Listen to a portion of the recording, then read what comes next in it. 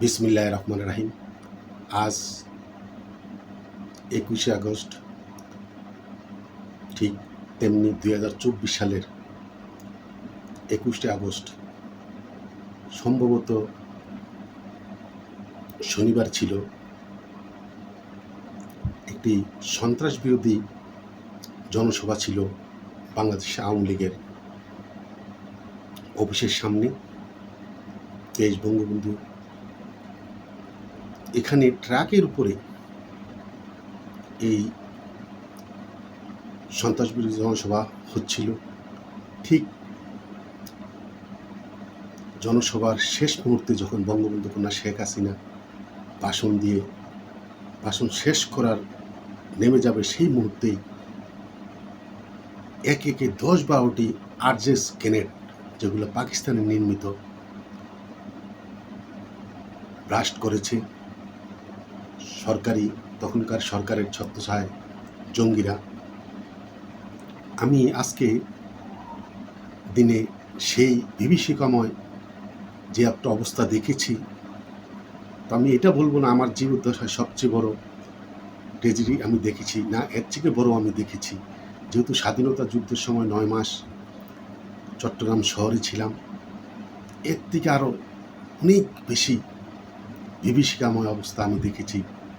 পাক সেনাবাহিনী, রাজাকার, আগ্রহরা বাঙালির উপরে নিঃশংসতা হত্যাকাণ্ড ঘটিয়েছে। কিন্তু ওদিন এত কাছ থেকে যে দেখেছি যে আল্লাহ যে কীভাবে হয়তো আল্লাহ আমাদের হয়াত রেখেছিল, তাই আমরা বেঁচেছিলাম। তো সেদিনের সেই ঘটনাটা কোনোভাবেই নিজের হৃদয় থেকে মুছে ফেলার মতো না। এখনও ঘুমালে ওই দিনের কথাগুলা চোখের সামনে ভাসে, স্বপ্ন দেখি, দুঃস্বপ্ন দেখি। ওদিনও আমরা গিয়েছিলাম ছোট্ট মিছিল নিয়ে।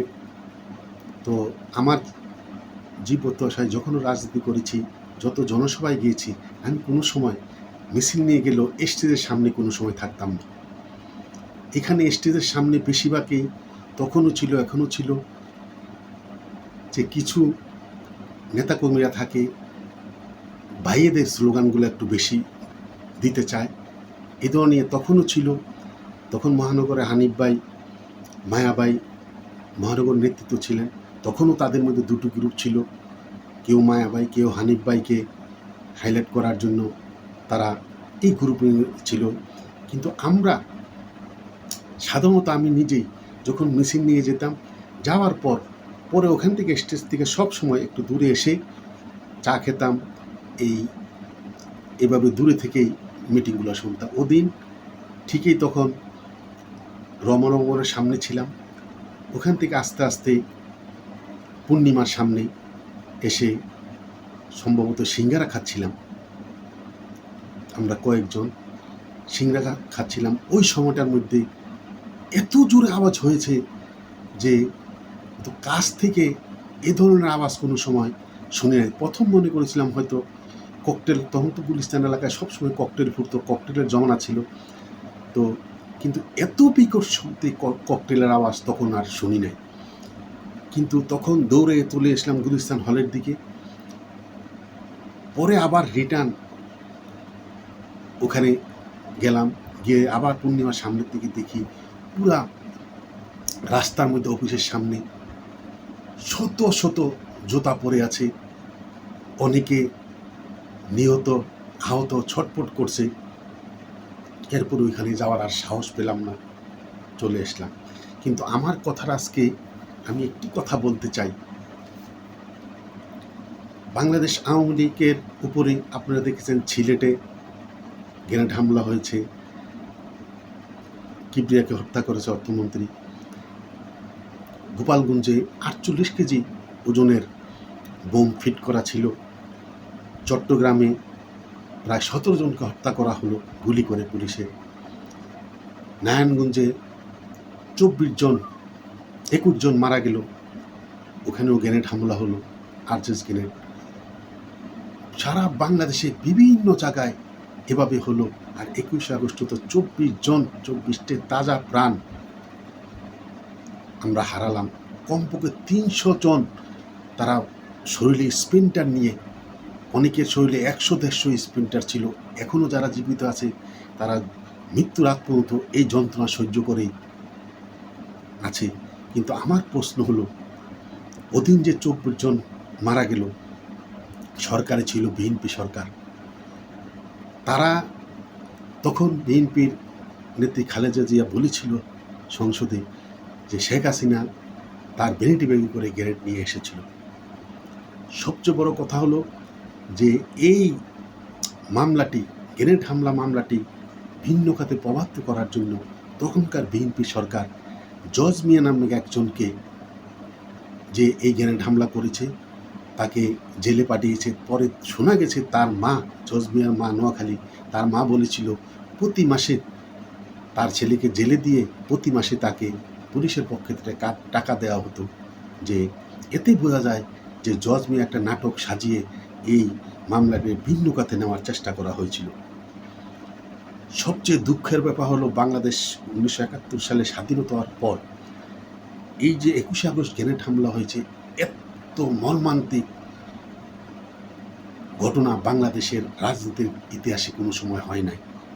কিন্তু আপনারা দেখেছেন যে এই 21 আগস্ট নিয়ে মানুষে আলাপ আলোচনা করবে, নিউজ হবে। তাই এই 21 আগস্টটাকে ভুলিয়ে দেওয়ার জন্য এই বিএনপি, জামাত, এনসিপি, এই সরকার 21 আগস্টের দিন রাষ্ট্রপতি নির্বাচনের করার ঘোষণা দিয়েছে। এদিন রাষ্ট্রপতি নির্বাচন করেছে। সারা দেশের মানুষকে এই রাষ্ট্রপতি নির্বাচন দেখার জন্য তাদেরকে টিভিতে আহ্বান করেছে, এভাবে করেছে। কিন্তু 21 আগস্টের যে 24টি তাজা প্রাণ, 300-400 লোক আহত হলো, বাংলাদেশের ইতিহাসে এক ন্যক্কারজনক ঘটনা হলো, তা কোনো নিউজে হলো না। এবং সবচেয়ে দুঃখের ব্যাপার হলো, সবাই বলছে, অনেকে বলছে, অনেক কুলাঙ্গাররা বলছে মিডিয়া এখন স্বাধীন। আমি কোনো পত্রিকার মধ্যে দেখলাম না 21 আগস্টের নিয়ে কোনো নিউজ করতে। এতেই বোঝা যায় যে এই সরকারে, তখনকার সরকারই 21 আগস্ট ঘটনা ঘটিয়েছিল এবং তারা এটাকে জাতির কাছ থেকে মুছে ফেলার জন্য তারা চেষ্টা করে যাচ্ছে। আমি বড়জন অনুরোধ করব বাংলাদেশ আওয়ামী লীগের নেতাকর্মী ভাই বোনদের, যারা আমার কথা শুনছেন, আল্লাহর ওয়াস্তে, যেহেতু স্বাধীনতা যুদ্ধের সময় ক্লাস 6-এ পড়ি, স্বাধীনতা যুদ্ধ দেখেছি, বঙ্গবন্ধুকে হত্যা করে তাইও দেখেছি, 15 আগস্ট দেখেছি, 90-এর গণ আন্দোলন দেখেছি এবং 2024 সালের গ্রেনেড হামলার মতো ঘটনা ঘটেছে দেখেছি, 111 সরকার দেখেছি। এবং শেষ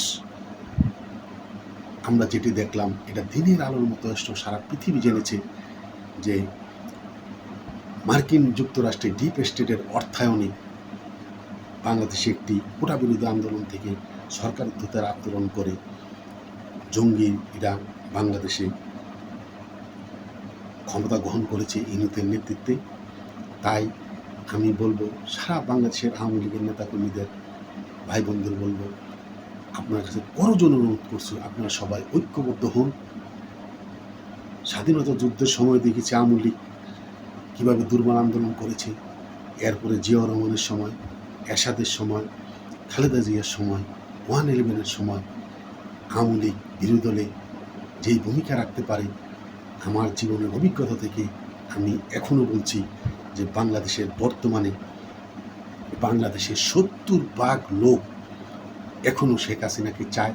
শেখ হাসিনা, বঙ্গবন্ধু যে একটি স্বাধীন রাষ্ট্র দিয়ে গেছে, পৃথিবীর মানচিত্রের মধ্যে বাংলাদেশ নামক একটি রাষ্ট্র দিয়ে গেছে, এবং তার কন্যা শেখ হাসিনার নেতৃত্বে এতই উন্নয়ন হয়েছে। এই দুটি কারণে বাংলাদেশের মানুষ কোনোদিনও বঙ্গবন্ধুকে ভুলতে পারবে না, শেখ হাসিনাকে ভুলতে পারবে না। এখন শুধু দরকার আমাদের ঐক্যবদ্ধ হওয়া, জীবনের সকল অতীতের সকল ভুল ত্রুটিকে ক্ষমা সুন্দর দৃষ্টিতে দেখে আসুন সবাই সকল ভেদাভেদগুলো ঐক্যবদ্ধ হয়ে রাজপথে নামার জন্য সবাই ঐক্যবদ্ধ হই, ওয়াদাবদ্ধ হই। ডিসেম্বরে বঙ্গবন্ধু কন্যা শেখ হাসিনা বলেছে তিনি শেখের বাড়ি যা বলে তাই করে, তিনি আসবেন। এখন আমাদের সবার ঐক্যবদ্ধ হওয়াই একমাত্র কারণ। আজকের এই 21শে আগস্টের 2004 সালের 21শে আগস্টের গ্রেনেড হামলায় নিহত আহত সকল শহীদদের এবং আহতদের প্রতি বিনম্র শ্রদ্ধা জানিয়ে আমার কথা এখানে শেষ করছি। জয় বাংলা, জয় বঙ্গবন্ধু, জয় হোক বাংলা মেহনতি মানুষের।